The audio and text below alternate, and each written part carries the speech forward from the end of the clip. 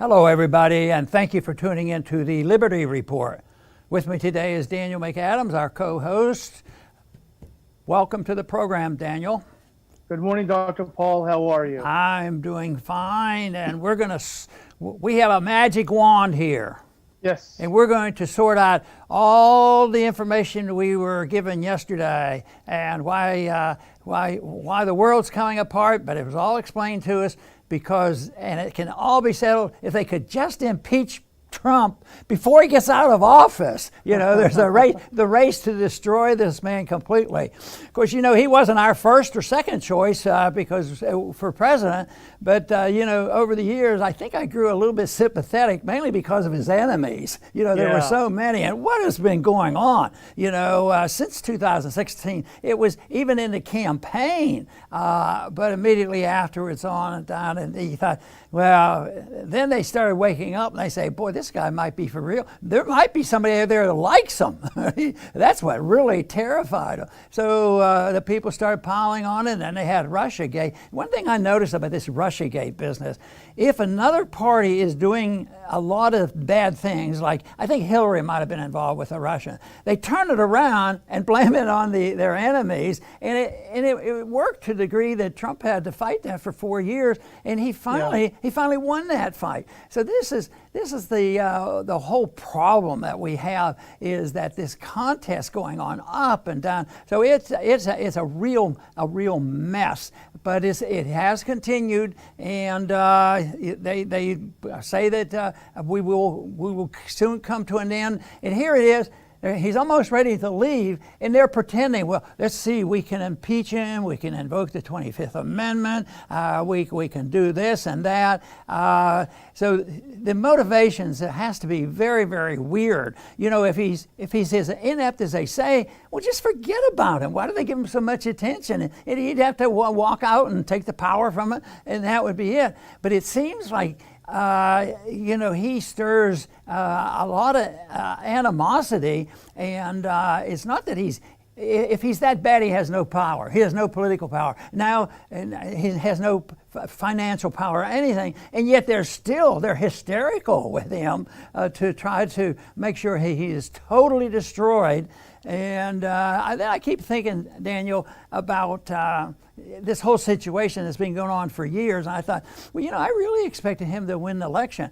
I thought to myself, he probably has talked to more people in 4 years as president than all the rest put together. Millions of people. And the one thing that I noticed, because, you know, if these people are so bad and ornery, there must have been a lot of violence in doing that. So go back and look. I don't know, were there 10 rallies or 50 rallies, 100 rallies? There were a lot. But I don't think, and you can imagine if there had been any violence whatsoever, I think it would have made the headlines. But you can't even find it. So what's going on now is really a bit strange, and figuring out how it came about, and we do know that Trump he's a bit esoteric, and we know all those things, but what really is true? So my question to you, Daniel, and to everybody else, and to myself, is who's behind all this? Is this just the natural consequence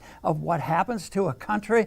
Of course, in the big picture, I've written about that. In the big picture, what's happening to this country, I call it a financial and moral bankruptcy. But this is a specific event, and I'm sure the moral and financial bankruptcy is in an atmosphere of that. But there's something more going on now, and it's very specific. It's your gang against our gang, and we're going to, you know, do away with him. We're going to destroy him. This looks like the last punch, the final destruction of this man, and they will never see or hear from him again. That seems to be the idea, and I'll preface my opening comments, Dr. Paul, with a message to our friendly YouTube censors, which is we are not going to pass on misinformation or disinformation because we don't have information. All we have is speculation, and that's our job here. So go eat. But what we want to look at are some anomalies, some of the things that were weird that happened. And like you pointed out, there have been hundreds of Trump rallies, and there really hasn't been any violence. If there was, the mainstream media would have loved to highlight it. So what did happen today? Well, I mean, I've seen some weird video. I saw the Capitol Hill cops open up a barrier and beckon for people to come toward the Capitol building. What does that mean? I don't know. We don't know the context. I saw video of Capitol Hill police officer leading a group of people who so-called breached the ramparts up into the Senate, toward the Senate chamber, saying, come this way, come this way. Was that a part of crowd control? We don't know. We don't have the whole picture, but it certainly is an anomaly. Unlike a lot of people who are talking about this, I've actually been in several Capitol Hill lockdowns, Dr. Paul. When I worked for you in the Cannon House office building, we had some Halloween staffers went through the metal detector with a funny costume on that they found later, and they locked us down. And apparently once there was supposedly a shooter, they locked us down. They locked us down several times, and they kept claiming that airplanes were about to fly into our building. And I do have to say that there was a mythology about the Capitol Hill police officers. They're not omniscient, I can tell you for a fact, for the way that they've handled previous lockdowns. They were, if anything, very inconsistent in how they did things. But it still was strange because they knew days in advance that this big rally was coming. Yet it didn't seem like they had made any adjustments to how they handle Capitol Hill in advance of an expected million people. And of course, there's apparently a million and a half people there. So there are a lot of anomalies that I think need to be discussed, and hopefully in a sober way. But really scratching our heads and asking the question, cui bono, who benefits from all this? Well, you know, I do pay a lot of attention and accept a lot of the suspicions about cultural Marxism, because it is said that their goal is to cause social disruption, make it bad, and make it obscene, where there's so much chaos. Then they move in, and that's been traditional how Marxism works and communism. They march into the chaos and they take over. And so we've had a lot of this extremism in the local area, especially. And in this last year, especially with the lockdown, which was a big cause of a lot of our problems. Of course, that was government inspired, and there's no proof that the lockdown was a good medical maneuver, you know, for helping people. So, but there was a lot of violence going on. Then on top of the lockdown, then we had the demonstrations by Black Lives Matter and Antifa, and they go out there, and all of a sudden you see some real violence coming in, and they're tearing down buildings and burning down cities, and people were getting killed. A lot of deaths occurred. And then the outstanding feature of this is people would say, where are the police? Where are the police? Oh yeah, well they're there. Their cars are burning up and they're not doing a darn thing. So that was a big thing, and it finally dawned on me. I guess the cultural Marxist movement is a lot stronger than I ever dreamed, because these sentiments, which are passed out through the universities, were accepted by city folks, their mayors, the county commissioners, the governors. They participated in that. So when there was violence and all, they would go and say, where are the police? Where are the police? They would actually literally become the allies of these hoodlums on the street. So I sort of came around to accepting that was happened, that the movement toward Marxism is very, very powerful. But what shocks me a bit, if we can still be shocked, is, and Daniel, you just more or less described this on why the police, Capitol Hill police, haven't done more. How did they get in here? And there's pictures now appearing, and I get to thinking, well, you know, I can understand how a mayor could be influenced and bribed and got to do things in his distorted mind politically, but for that power and influence can infiltrate into the Capitol Hill police, where, you know, they were actually, what is suggested on some of these reports, and the ineptness, why are they so inept? And that, of course, is what they're figuring out, becomes sort of part of it. Either bad policing activity or a participant in it and allowing this to get to a certain point. Now, if that is what turns out to be the truth, believe me, that is a big step. That's a lot different than getting one bad mayor in New York City and one bad governor in New York and one state going to the dogs. That's one thing.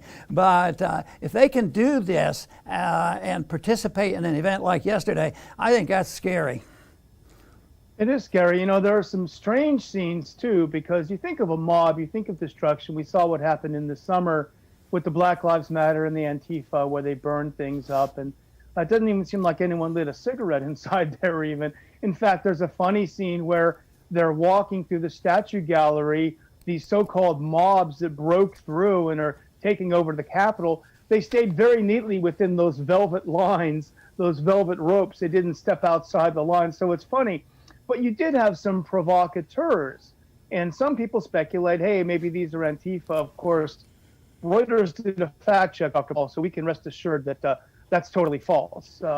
These were not infiltrated. They're all pure 100% Trump people. At least that's what the mainstream media tells us. We don't know that. The weirdest guy was a guy with a buffalo hat on his head who had buffalo horns.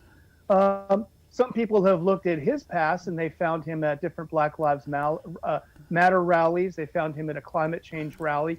It looks like the same guy to me, but what do I know? Other people really did not look like Trump supporters, for what it's worth. They had some unusual, they had a guy with a hammer and sickle tattooed on his hand. That was at least on one tweet. So it is strange. But Dr. Paul, there's a huge danger of the mob. The mob is a dangerous thing, because if you get a bunch of people together for a peaceful rally, it only takes a few provocateurs to completely detract attention away from that. And we've seen it overseas, and now it's coming to our shores. We saw it in Ukraine, where they got people out to peacefully protest in the street, and then you had a few snipers that came and blew the whole thing up. We saw that in Syria as well, where you had provocateurs infiltrate crowds. So there's always this possibility of extreme violence when you have a rally.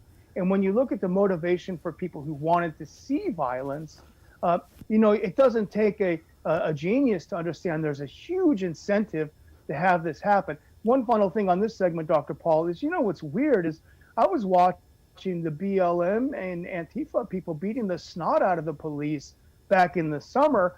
And I looked over quite a few videos. I didn't look at all the video from yesterday. I didn't see anyone really that violently beating up on police officers. So it's just odd, of course, there you go. The mainstream media is not going to comment on what happened over the summer, but didn't see that level of violence yesterday. If there was some planning for this and they needed some symbolism, they got a lot. There was a lot of pushing and shoving and violence and this type of thing going on. Somebody even got killed over this, which is very, very bad.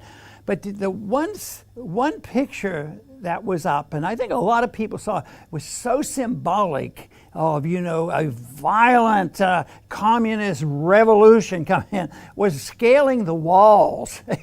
I mean, I just can't picture the people that I've seen over the years and the people I've seen on TV, the average Trump supporter, all of a sudden being able to scale these walls. That looked like a bit of a challenge. And besides, we've been told that the doors were open for them.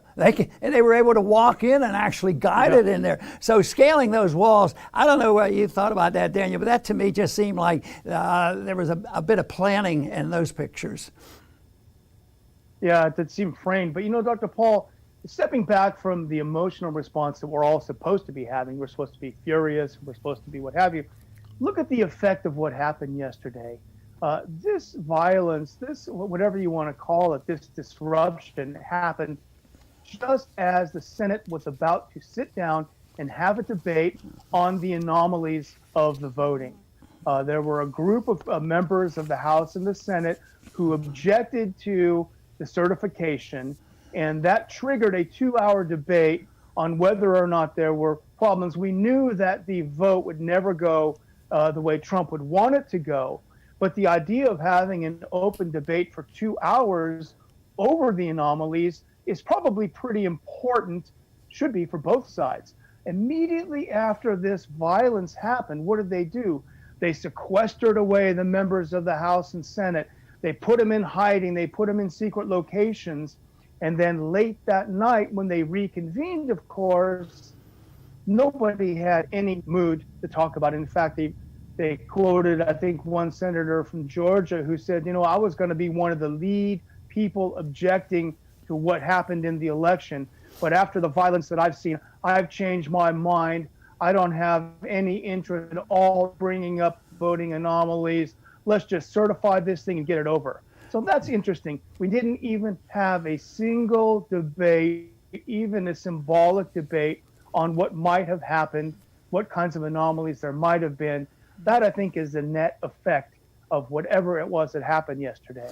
And I think that is very important, because this could have been, an honest expression of people's desire to prevent this from happening, and offering other alternatives. One being, being very, very careful not to have the federal courts or even the federal government solving all this, but point out that it was the laws, state laws, that were abused, and encouraging people to look at the source, and that is the legislative bodies, and people use the constitutions to support that position. But that debate didn't really come up, because I think there was going to be theoretically 12 hours of debate, 2 hours per item, and most of the time they go a lot longer than that because of just the process. The clock doesn't run when they're changing speakers, so that could have been a total of maybe 15 hours or so. So they had, I guess, two items they went over, but you described it very well. By that time, everybody is exhausted and painted as being very evil. If you didn't go along with this, you were supporting some monster who was going to take over the world, and we first have to get him out of here, and we have to make sure he never gets on Twitter again. They're just terrified that he still might have a podium. And of course, we over the years have tried to be as objective as we possibly could be, because we had agreements and disagreements on the foreign policy, bringing troops home and different things, and some of the civil liberties. He would come up with things that he did that we didn't like, and we'd mention, and vice versa. And some of his economic things, I was, critical of a lot of that. Just printing money, it wasn't my idea, but that was going on. But now the people have rejected the notion that he should ever be listened to. The idea that there's 2 weeks ago and they're wondering if they can impeach him, I mean, that's over the top, and especially they've been trying to impeach him for the 4 years, and they have egg on their face, and they still won't admit it. Well, this is the purge mentality, Dr. Paul, and we've had problems with Trump's policies over the 4 years. We try to keep it to policies, but of course the people who viciously hate him on both sides of the aisle go more into personality. But this is the purge mentality. They want to erase Trump from public life. Even as you say, he's about to lose all of his power. They're still terrified of him, and I think it's because they're terrified of Americans. They're terrified of the people. They want to stay in their elite cocoon. But they're doing everything they can. Everything is Trump's fault. I was just looking at, before we started the show, Dr. Paul, and Shopify, which had handled Trump's e-commerce, they've terminated their relationship with the Trump campaign. He can't sell his MAGA hats or whatever he's selling on Shopify. They're above it all now.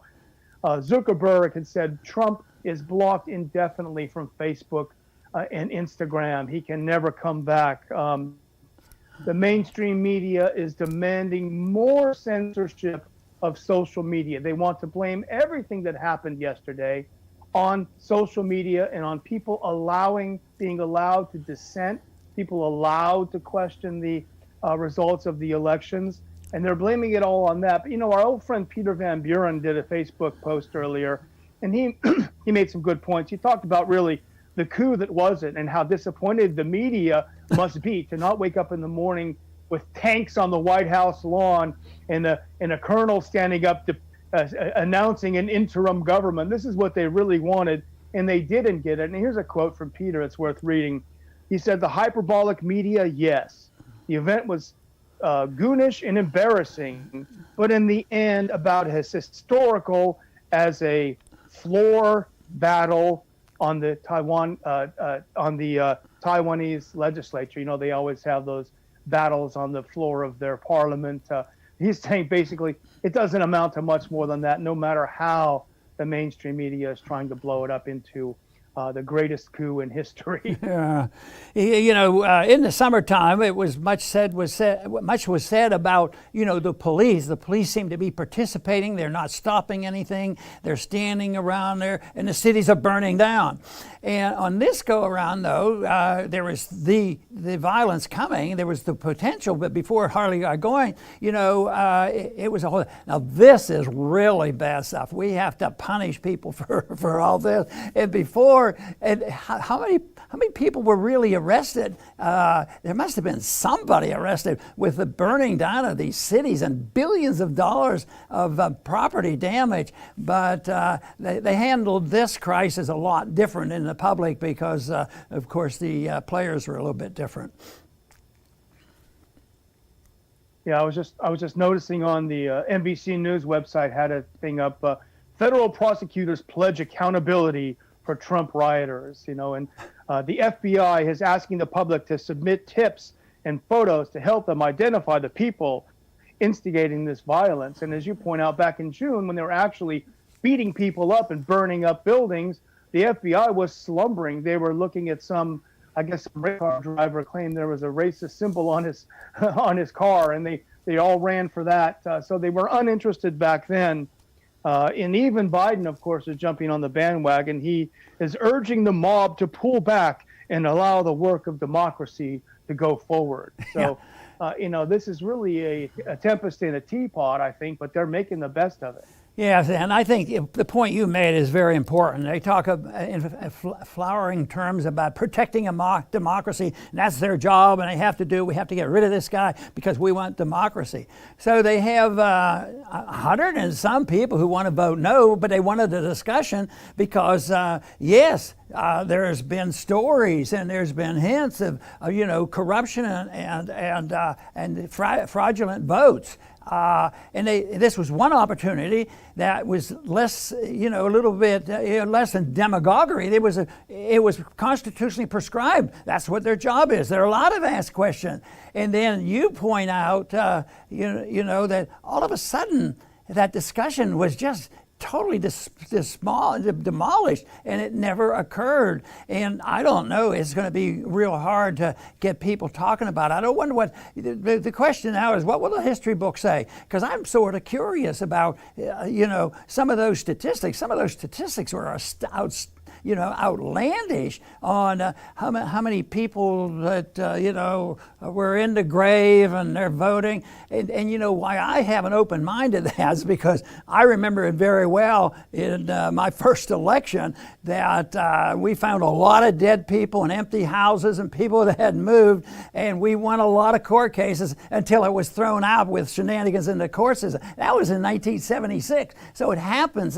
and I imagine you know, it has happened. This is a shortcomings on the way this system actually works. But just think of LBJ, on how he became a senator. Everybody knows about all that. And then we know about the shenanigans of 1960. So it's around all the time. But eventually, you know, at least history records this. But I don't know how history is going to record this episode of a lot of questions raised with this election.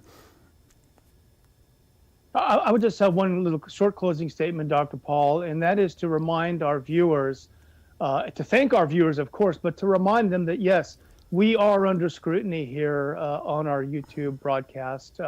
We have been looked at closely. And, you know, YouTube channels just disappear. We've worked very hard for 5 years to build up our audience to try to do our best for you. We would like to be able to continue to be in touch with you. If we're thrown off of a platform like this, we will go somewhere else. We will discover, we'll do whatever it takes to continue broadcasting the truth. But if we can't reach you and talk to you, we can't let you know what we're doing next. So I will put a link in the description to sign up for Ron Paul Institute updates. Again, as I've said many times, we will never sell, rent, give away your names to anyone. This is just between us and you, a way of keeping you in touch. We don't send things out every day and bother you and make you go crazy. We put something out when there's something important to say, at most once a week. So please, I will put a link into the description. Just sign up. I know everyone feels reluctant to give out their addresses, but we need to keep in touch with you, and we want to keep you informed, and we want to thank you again for watching what we do. Very, very good, Daniel. Dr. Paul? And I want to just close with a mention about the importance of the First Amendment. It is important, and a lot of people have asked over the years, when you talk to conservative and libertarian, they'll name their favorite amendment to the Constitution, and frequently it's the Second Amendment, which is pretty darn important. When push comes to shove, that's a pretty important thing. And we look at all the dictatorships that have taken over. First they take away the guns, and we're moving in that direction. But when I did my farewell speech, I concluded it by talking about some of these most serious problems, and one was the First Amendment. And I thought that was the most important thing, that we maintain the First Amendment. And it's not that I don't think a lot of the Second Amendment and property rights and all these things, but the reason was, and I mentioned this in the farewell speech, is the First Amendment has to be protected, because no matter how bad things get, if they take away our chance to explain ourselves, that just adds fuel to the fire. In a way, that's what's happening with social media, because social media is just not a private company serving our interests. They do this. The First Amendment really protects us in expressing ourselves, and I think the founders understood that. So if we can do that, we need more good journalists. What we need more Glenn Greenwald. People who will dig in a nonpartisan way, and they're out there, and they've been there in the past, and they've been our friends. But we need more good journalists, and that's why, if people get interested in this subject, I assume everybody. I make the assumption everybody, if you understand it, you have an obligation and a responsibility. And besides, you'll be doing a great service. And I think people who are inclined to investigative reporting and being a good journalist, being objective and sort this out, because boy, that group of people are very, very scarce, and we get to quote them on our program because we do truly believe that they're independent-minded journalists who are trying to present the facts. They never come down and say, we have the absolute final proof on every single thing. No, they just look into things and they give us the facts, and they help us understand this. And I think that's going to be more necessary than ever.